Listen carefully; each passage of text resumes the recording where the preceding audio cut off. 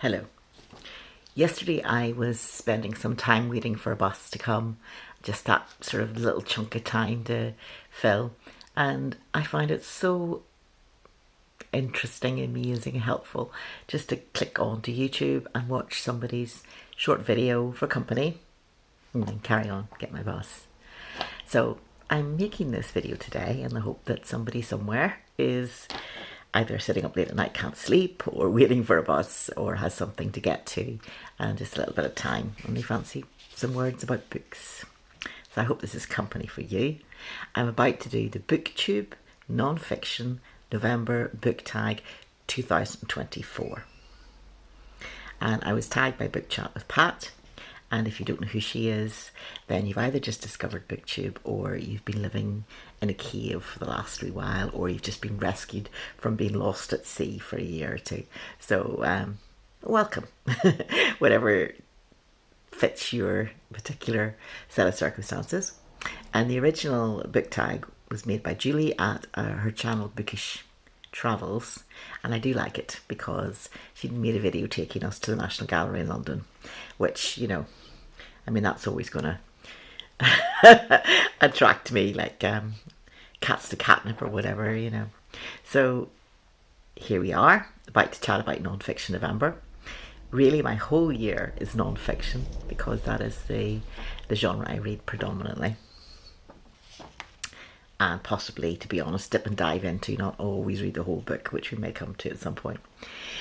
But let's answer the questions. Tags are just an open invitation to start talking about topics we can all discuss. I'm really interested to hear your comments in the comments field.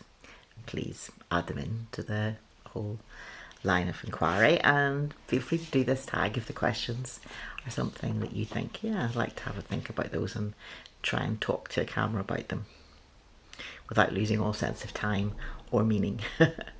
Right, here we go. First question is simply your first non-fiction book that you can remember. For me, I think it was called Man Watching by Desmond Morris, which is not as flirtatious as it may sound. Man Watching was simply looking at body language, how humans are. That if you put down two humans in the same room, their body language may begin mirroring each other if they're getting on well, or you may walk into the room, see two people, and instantly somehow know they've had an argument, or they're ignoring each other, or one of them is distracted, or there's so many things you read really fast. And his book, with many illustrations and lots of discussion, would take photographs of ordinary people out and about and just very quickly point out what was going on in the picture, and how the way they were sitting or the way they folded their arms or whatever was all communicating. I find it utterly fascinating. This would have been back in sort of about the 1980s, I think, and I think it's pretty common knowledge now, but at the time it was quite new, and I just love communication, and that I think would be an example of what attracted me and was an obvious point at which I was saying I'm interested in how people communicate. Since then I've gone on to be interested across the arts, and that is the common link is people communicating, that arts are communicating. So therefore I just tend to be interested in photographs, writings, cinema, paintings, the whole works, music. So Man Watching was, I think, my first purchase for myself. 2. How do you choose your next non-fiction read? Well, I have lists of books, like FBI wanted files. I have lists of books I want. And really now I'm thinking about it for this tag. I think I could now get to the point of making lists of the books that I want to have. So just to give you an idea, I carry a small notebook with me, which is so that if I go into a library, I will remember what is the book I'm interested in at the moment. And I tend to be interested in lots of different topics, and that helps me to list them, put them in the book. I have got a series of books along the top of one bookcase I'm looking at the moment, which are books I'm reading or mean to get to, or I'm partly in the middle of, because unfortunately non-fiction books, you can dip and dive into them, and some of them almost invite that because they have lots of little tiny sections, and you can just read a bit, put it down, put it away, which of course makes them really good companions for odd little bits of time. But anyway, I have this group of books looking resentfully at me across the room at the moment. I also, thanks to BookTube, I had to start a whole new file of book lists of books I want to read, and I don't tend to buy books until I'm going to read them and use them, or at least think I'm going to. So I'm not sitting with bookshelves crammed with books that I will maybe get round to in 6 years' time. I tend to buy and read. So at the moment, I'm reading a brand new book which I've been eagerly expecting. It's just been published, and I got to hear about it because it comes from a podcast I love and have been recommending fervently to anyone who is a writer, a wannabe writer. Excuse me, I'm just going to take a quick sip of something to stop me speaking so crookily. The book, because of course you're shouting at the screen, Show Me the Book, is In Writing by Hattie Crisell, and it's got this amazing subheading which I'm going to have to crane my head around because it's reversed on my camera. Conversations on inspiration, perspiration and creative desperation. And she's spoken to a whole lot of different writers across a wide variety of genres for the book podcast.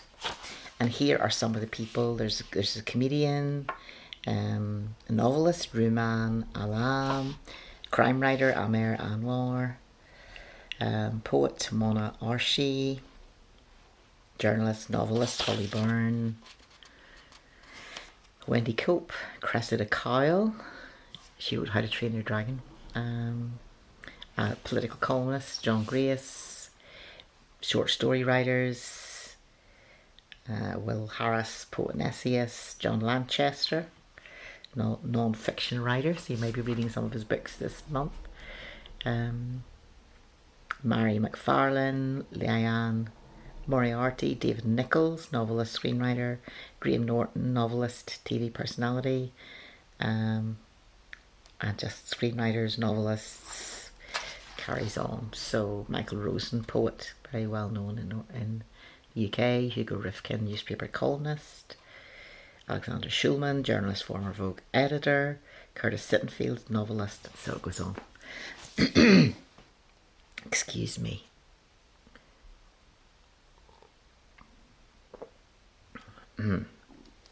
So she's asking all the questions that new writers would want to write, which is kind of, how do you do it? Where do you sit? Why do you do it? How do you format your books? Where do you get ideas from? And rewriting all the different processes of that. And this is brilliant. It's great because she's got her first, at the start of each chapter, she will speak a bit about the whole process, and it's very encouraging if you're very honest, because everybody is saying about their moments of doubt and fear, or what helps them, or how they get stuck. So brilliant. Anyway, sorry, I'm telling you about that. So that's a non-fiction book that came to me through a podcast. Also, of course, recommendations on BookTube. Many, many ones. So I also have behind me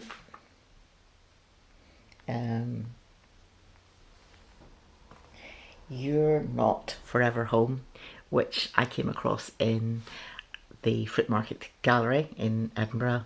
It has a fantastic, irresistible bookshop of books, and that is about people living in rental homes and how you can change it to make it part of your own. And the reason I got it is because it's got that sense of possibility, and whether you're living in a rental home or your own house, there's that sense of, yes, you can change it, and that air of just encouragement to do that. I'm going to have to take some more coffee. I really don't want to edit this because then I become like this jerky head moving around, plus it takes so much time. So let's keep going. Question 3. How do you take notes or annotate your non-fiction books? I didn't used to. They were sacrosanct. You were not to write on a book. But now if I feel a book is a keeper and it's going to just be on my shelves, then I will tend to write on it either in pencil or biro. And I'm currently writing with pencil on that Hattie Crisell book because I want to do a proper book review for the benefit of YouTube. Sorry about that. Question 4. Have you read a non-fiction book that has challenged your beliefs and assumptions? And yes, a book by Jermaine Greer. And in it she talks about how a woman has gone missing and the husband is sitting tear-stained, making an appeal for any information whatsoever, and on either side of him are police officers supporting. And she just said they basically suspected that he had been part of her disappearance and murder, and that was proven to be true. And she was just bringing forth the idea of misogyny, a very general hatred of women by men, hatred and fear, and violence towards. And it's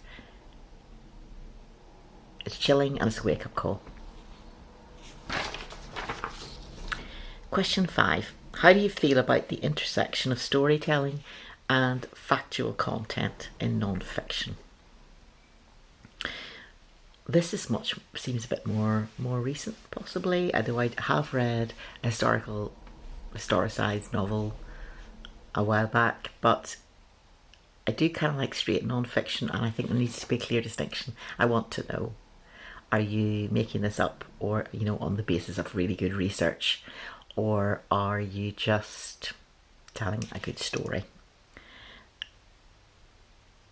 And 6, is there a topic you wish... I loved Wolf Hall, by the way. That's an example of well written and very well researched.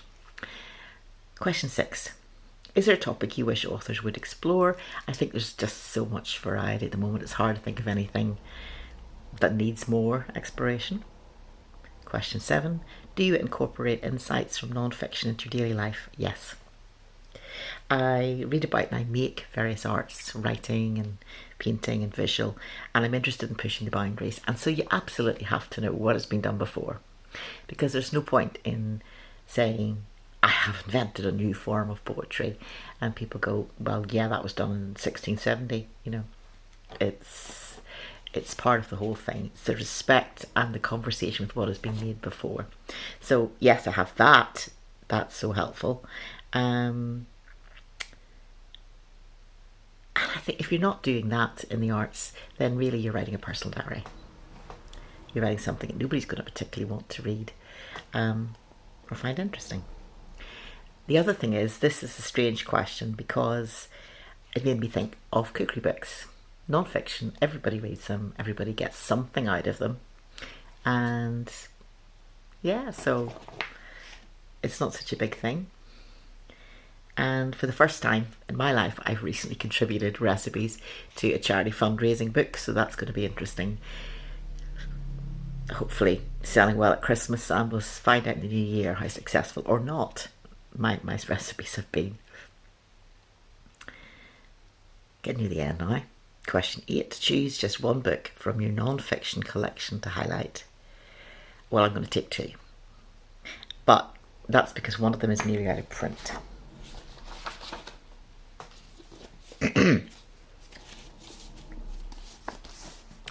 Shirley Conran, Down with Superwoman. And you can tell by the spine, it has been well used, well loved. If you can get your hands on one, go for it. Second hand, obviously. And its subheading is The Guide for Everyone Who Hates Housework. And it's all about different ways to kind of run your home, your cookery, make things simple for yourself. And it was based on her having been an editor on a page for women on a national newspaper in the UK. And so she put all the collected wisdom from writing articles and researching into that. It's a thing of its time.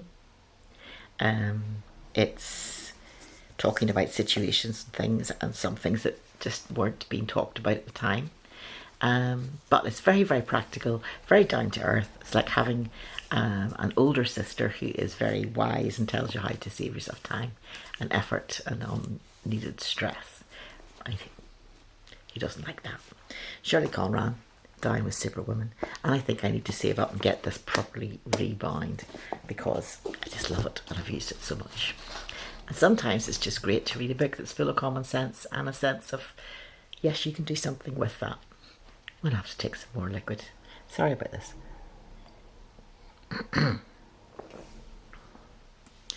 But for now, the most recent book, which I talk about anytime I can drag it into a particular tag, is Daily Rituals, Women at Work by Mason Curry, which is various people who were in the creative line in lots of creative lines, dancers, writers, filmmakers, for the last few centuries, and how they got time and space to make their work and how they got it done and made a whole body of work during their lifetime. And some of these women had family responsibilities and different things that held them back, society expectations, and interesting ways of getting around those and making a very sensible case for why they should be doing something as a woman that was just taken for granted as a guy. It would have been no big thing. So, Mason Curry.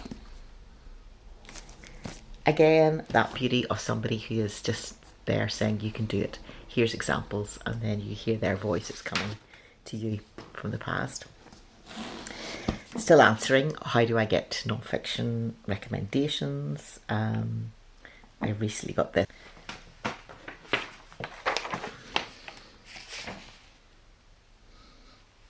Finally, tag. You can do this if you want to. I leave it with you. I hope you've enjoyed this little discussion and coughing session. So bye for now.